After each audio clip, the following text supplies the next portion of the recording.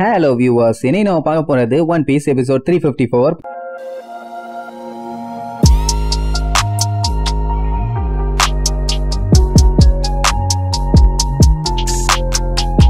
Open பண்ணா இன்னுமே அந்த லாப்போனோட கதையை தான் சொல்றாங்க. அவங்க எப்படியும் வருவாங்கன்னு காண்டாயி அந்த செவுத்துல முட்டுச்சுல, அதுல அதோட மண்டையெல்லாம் பயங்கர டேமேஜ். இதே மாதிரி இது கேப் விடாம இடிச்சுக்கிட்டே இருந்துச்சுன்னா கண்டிப்பா கூடிய சீக்கிரத்திலேயே செத்து போயிரும்னு சொல்லி அந்த வயசானவருக்கு தெரிஞ்சு போச்சு. அவரோட பேரு குரோக்கஸ். அவருக்கு இந்த திமிங்கலத்தை பார்க்கும் போதே ரொம்ப அதிசயமா இருக்கு. ஏன்னா இது 50 வருஷமா அவங்களுக்காண்டியே கொஞ்சம் கூட நம்பிக்கையே விடாம காத்துக்கிட்டே இருக்குது. இப்ப என்ன பிரச்சனைனா 50 வருஷமா இவரும் அது கூடவே தான் இருக்காரு. அப்படி இருக்கும்போது இவரு கண்ணு முன்னாடியே அது செத்து போச்சுன்னா கொஞ்சம் கஷ்டமா தானே இருக்கும். கொஞ்சம் இல்ல, நிறையவே கஷ்டமா தான் இருக்கும். அதனாலதான் அவரால் எவ்வளவு முடியுமோ அவ்வளவு கஷ்டப்பட்டு அதுக்கு ஹெல்ப் பண்ணிட்டு இருந்தாரு. இதெல்லாம் கேட்ட நம்ம லூஃபி என்ன பண்ணா, காண்டாயி கோயிங் மேரியோட பாய்மரத்தை உடச்சுக்கிட்டு போய் அதோட மண்டையில ஒரே சுருகு. ஆல்ரெடி செவுத்துல இடிச்சு அதுக்கு மண்டை காயமா இருக்கு. அதை விட்டுட்டு போன பைரட்ஸுங்க வரலையேன்னு மனசு காயத்துல இருக்குது. இதுல இவன் வேற தனியா போய் அடிச்சுட்டு இருக்கான். நம்ம கப்பல்ல இருந்து அப்படிட்டு போயிருக்கான்னு முதல்ல யோசிப்பானுங்க. அதங்க குத்துன உடனே ரத்தம் திரிய வலி தாங்க முடியாம தொண்டைகளியே கத்தும். இங்க இவங்க எல்லாம் அதுக்கு மேல கத்துவாங்க. அட சண்டால பயல. அதோட கதையை கேட்டு அது மேல பரிதாபப்படுவான்னு பார்த்தா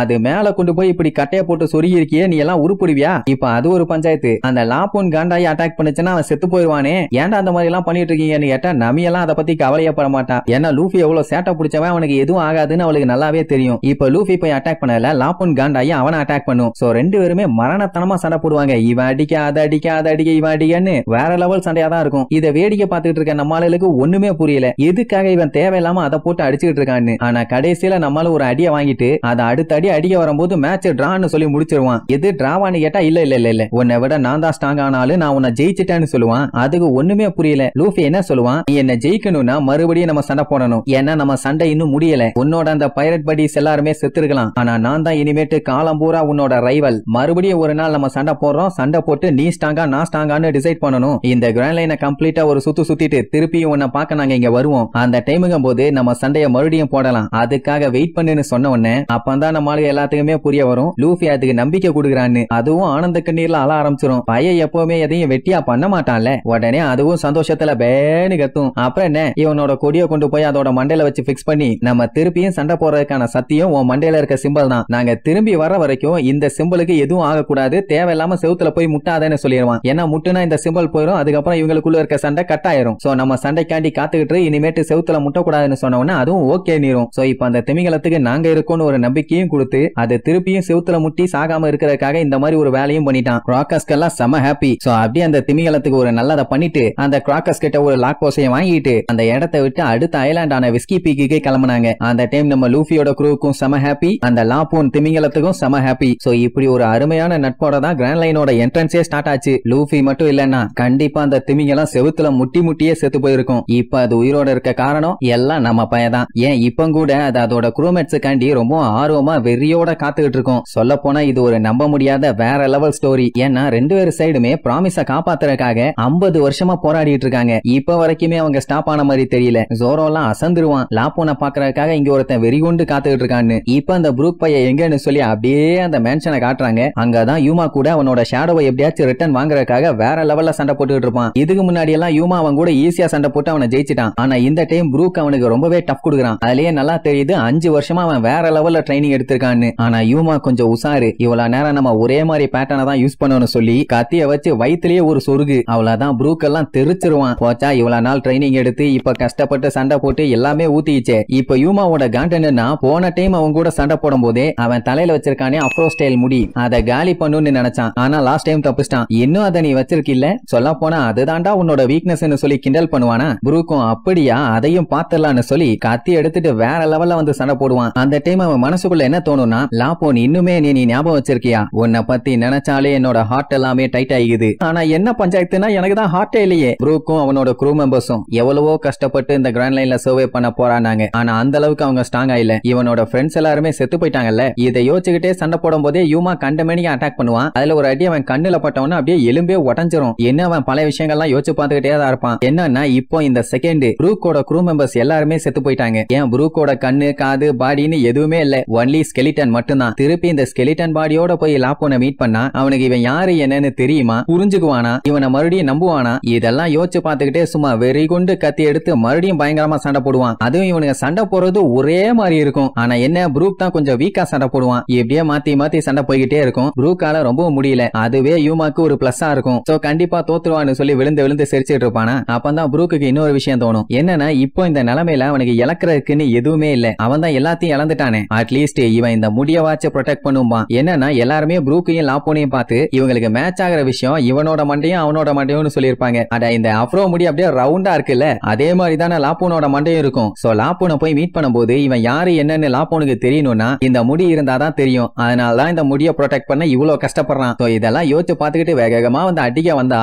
அவன் அசால்ட்டா வயித்துல ஒரே சொருகு. பட் இருந்தாலுமே மனசுக்குள்ள கண்டிப்பா நான் உன்னை வந்து பாப்பேன், அதுல எந்த டவுட்டுமே இல்லங்கிற மாதிரி சொல்லுவான். இன்னும் கொஞ்ச நாள் வெயிட் பண்ணு, கண்டிப்பா உனக்காண்டி நான் வருவேன், ஏன்னா நம்ம சத்தியம் பண்ணிருக்கோம். ஆனா அவன் கத்திய வச்சு குத்துனதுல முதுகெலும்பு உடஞ்சிருச்சு போல, அப்படியே சல்லி சல்லியா தெரிக்கும். அது மட்டுமா ப்ரூக்கு கையில வச்சிருந்த கத்தியவே விட்டுட்டான். அவனால முடியல, ஏன்னா பயங்கரமா அடி வாங்கிட்டானே. அதே நேரம் இங்க கப்பல்ல அந்த பிராங்கி பாயில காட்டுறாங்க. அவன் கதறி கதறி அழுதுட்டு இருப்பான். ஏன்னா அந்த ப்ரூக்கோட கதையை கேட்டே அவன் அவ்வளவு ஃபீல் பண்ணான். அது ஒன் சைடு ஸ்டோரி. இப்ப அந்த திமிங்கலத்தோட கதையை கேட்டுட்டு ரெண்டு பேத்துக்குள்ளேயும் இம்புட்டு நம்பிக்கையான்னு சொல்லி கதறி கதறி அழுவான். அட வீணா போனவனை அழுகிறத நிப்பாட்டுடா, காது அடைக்குதுன்னு சொல்லி கத்துன்னு கத்துவாங்க. லூஃபிக்கு இன்னுமே எக்ஸைட்மெண்ட் அதிகமாயிருச்சு. என்னன்னா அந்த எலும்பு கூடு ப்ரூக்கு ஒரு மியூசிஷியன், அவனுக்கு அப்ரோ முடி இருக்குது. அவனுக்காக லாப்போன் வெயிட் பண்ணிட்டு இருக்கான். நம்ம தான் எப்படியாச்சும் இவங்களை சேர்த்து வைக்கணும்னு முடிவே பண்ணிட்டான். சோ அதனால அவன் நம்ம க்ரூல ஜாயின் பண்ண போறான். யாருக்காச்சும் ஏதாச்சும் அப்செக்ஷன் இருக்கான்னு கேட்பான். இதுக்கு முன்னாடி தான் எல்லாருமே அவனை வேண்டாம் வேண்டாம்னு சொன்னாங்க. ஆனா அவன் கதையை கேட்டதுக்கு அப்புறம் யாருக்குமே இப்ப அவன் வேண்டாம்னு சொல்ல மனசே இல்ல. அது மட்டும் இல்லாம அவன் கேரக்டர் என்ன ஏதுன்னு நல்லாவே தெரிஞ்சு போச்சு. சோ அதனால என் ஓட்டு அவனுக்கு தாப்பான்னு சொல்லி பிராங்கியும் சாப்பரும் கடல்ல வெள்ள வர அளவுக்கு அழுவானுங்க. இப்ப அந்த ஸ்கெலிட்டன் பையல பார்த்தா இவங்களுக்கு பயம் வரல, மரியாதை தான் வருதாமா. ஆனா இப்போ சஞ்சிக்கு அதெல்லாம் பஞ்சாயத்து இல்ல.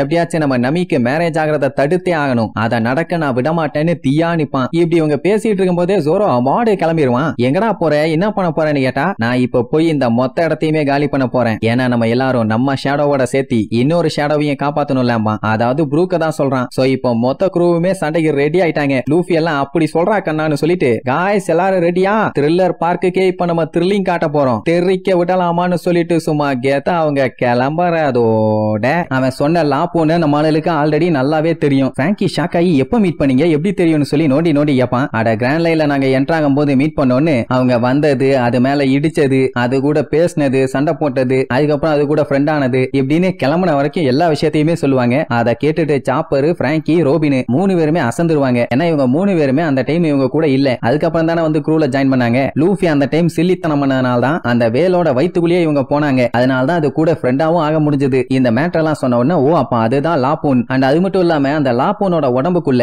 ஒருத்தன் லைட் ஹவுஸோட ஐலாண்ட் ஒண்ண வச்சுக்கிட்டு வாழ்ந்துகிட்டு வரான்ல, எதுக்கு அந்த திமிங்கலத்துக்கு மருந்தெல்லாம் கொடுத்து அதை நல்லபடியா பாத்துக்கிறதுக்காக. ஆனா அதுதான் செவுத்துல இடி இடின்னு இடிச்சு அதோட மண்டைய பயங்கரமா டேமேஜ் ஆகிக்கிச்சு. அப்புறம் உள்ள பார்த்தா அந்த டாக்டரை பத்தியும் சொல்லுவானுங்க. லைட் ஹவுஸ பாத்துக்கிறவன் அந்த திமிங்கலத்தை பாத்துக்கிறது தான் இவங்களுக்கு ரொம்ப ரொம்ப அதிசயமா இருக்குது. இதுல காமெடி என்னன்னா, இங்க இவங்க பேசிட்டு இருக்கும் போதே அங்க நம்ம உசப்பு ரொம்ப தீவிரமா என்னத்தையோ போட்டு ஆட்டுன்னு ஆட்டிட்டு இருக்கான். ஆனா என்னன்னு தெரியல. ஆக்சுவலா அந்த திமிங்கலத்தோட வயித்துக்குள்ள இருந்தானே ஒருத்தன், அவன் பைரட் ஷிப்புக்கெல்லாம் டாக்டரா இருந்தவன். அந்த திமிங்கலம் சும்மா இல்லாம அந்த ரெட் லைனோட வாளை எதிர்த்து டம்மு டம்மு டிம்மு டம்முன்னு முட்டினதுனால அதுக்கு பயங்கரமான டேமேஜ். அதெல்லாம் சரி பண்ணதான் அவன் உள்ள இருந்தே வேலையை பார்த்திருக்கான். பரவாயில்ல, அந்த திமிங்கலத்துக்கு ஹெல்ப் பண்ண ஒருத்தனாச்சு கூட இருந்தானே. அவன் மட்டும் இல்லன்னா கண்டிப்பா அந்த லாப்பூன் செத்து இருக்கும். ஏன்னா அது 50 வருஷமா லாப்பூனை விட்டுட்டு போன பைரட்ஸுக்காண்டி காத்துட்டு இருக்குது. இந்த உலகத்தை சுத்தி முடிச்சுட்டு கண்டிப்பா இதை கூப்பிட்டு போகிறதுக்கு ஒரு நாள் வருவாங்கன்னு சாப்பர்லாம் அசந்துருவான். பின்ன 50 வருஷங்கிறது என்ன சின்ன விஷயமா? இதெல்லாம் லைவா இருந்து கேட்கும் போது நம்மளெல்லாம் மிரண்டிருப்பானுங்க. ஏன்னா கிராண்ட் லைன்குள்ள ஒருத்தன் என்டர் ஆயிட்டானாலே அவன் உயிருக்கு எந்த ஒரு கேரண்டியுமே இல்ல. ஏன்னா எப்போ என்ன நடக்கும்னு சொல்லவே முடியாது. அப்படி இருக்கும்போது இது 50 வருஷமா வெயிட் பண்ணிருக்குன்னா சும்மாவா? இவ்வளவு நாள் வரலங்கும் போது கண்டிப்பா செத்துருப்பாங்கிற மாதிரி தான் சொல்லுவாங்க. இதுக்கப்புறமும் வருவாங்கன்னு நம்ம ஆளுக்கு நம்பிக்கை போச்சு. ஏன்னா கிராண்ட் லைன் இப்ப இருக்கிறத விட இதுக்கு முன்னாடி ரொம்ப ரொம்ப மோசமா குழப்பம் நிறைஞ்சு பயங்கர டெரரா தான் இருக்கும். உள்ள போனவனுங்க சாகாம இருக்கிறதெல்லாம் பெரிய விஷயம். இப்படி எல்லாம் நம்மளுக்கு டிஸ்கஸ் பண்ணும்போது உசோப்பு தான் ஏன்டா அப்படி நம்பிக்கை இல்லாம பேசிட்டு இருக்கீங்க, தெரியாத விஷயத்தை எதுக்கு நீங்க தேவையில்லாம பேசிட்டு இருக்கீங்க,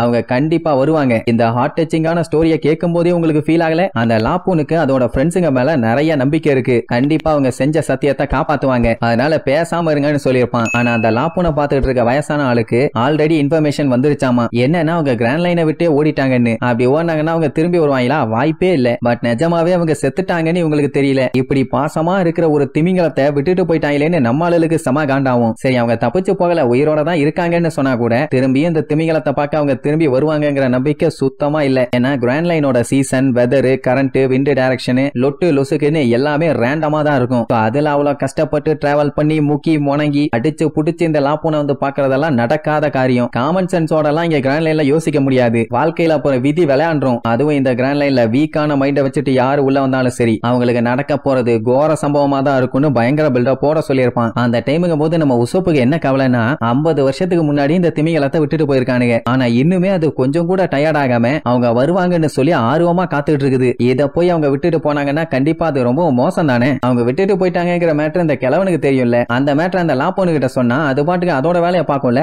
எதுக்காண்டி சொல்லாம விட்டீங்கன்னு கேப்பா. ஆனா அவரு சொல்லி இருப்பாரு. சொல்ல போனா ஒண்ணு விடாம அவருக்கு வந்த இன்ஃபர்மேஷன் எல்லாத்தையுமே சொல்லிட்டாரு. இருந்தாலுமே அதுக்கு நம்பிக்கை போல. சொல்ல போனா அதால ஏத்துக்க முடியல. அதுக்காகவே தொண்டைகளையே கத்துன்னு கத்திட்டு இருக்கும். அவரு எவ்வளவோ கன்வின்ஸ் பண்ணி பார்த்துட்டாரு. உன்னால ஏத்துக்க முடியாதுன்னு எனக்கு புரியுது. பட் இதுதான் உண்மை, நீ இதை ஏத்துக்கிட்டு தான் ஆகணும்னு. அதை அவர் மேல தண்ணியை அடிச்சு தெரிய விட்டுட்டு கிடந்து கத்துன்னு காட்டுத்தனமா கத்தி இருக்கும். இப்படி அந்த மேட்டர் எல்லாம் சொன்னதுக்கு அப்புறம் தான் அது ரிவர்ஸ் மவுண்டனை பார்த்து ரெகுலரா கத்த ஆரம்பிச்சிருச்சு. அப்படி கத்துறதோட விட்டா கூட பரவாயில்லையே, ரெட் லைனோட செவுத்துல போய் நச்சு நச்சு நச்சு நச்சுன்னு இடிச்சு தள்ளும். அதனாலதான் அதோட மண்டையில ஊறப்பட்ட டேமேஜ். எதுக்கு அப்படி கத்திக்கிட்டு அந்த செவுத்தை போட்டு இடிச்சுக்கிட்டு இருக்குன்னா என்னைக்காச்சும் ஒரு நாள் அந்த செவுத்துக்கு பின்னாடி இருந்து அவங்க வந்துட மாட்டாங்களான்னு ஒரு நம்பிக்கை. ஆனா இனிமேட்டு வெயிட் பண்ணி என்ன பண்றது? இந்த வயசானவர் எவ்வளவு சொல்லியுமே அது கேட்கவே இல்லை. அவங்க மேல முழு நம்பிக்கையை வச்சு ஆவலா அவங்களுக்காண்டி வெறியோட காத்துக்கிட்டே தான் இருக்கு. ஆனா யாரு வரமாட்டாங்கன்னு அதுக்கு புரியலையே. இப்ப அது ரொம்ப ரொம்ப பயத்துல வேற இருக்காமா. ஆக்சுவலா இது வெஸ்ட் ப்ளூல இருந்து வந்தது. இதால கண்டிப்பா திருப்பி அங்க போக முடியாது. அதனாலதான் இத பேசாம இருந்து எவ்வளவு சொல்லியிருப்பான். கேட்கவே இல்லை. இதெல்லாம் கேட்டுட்டு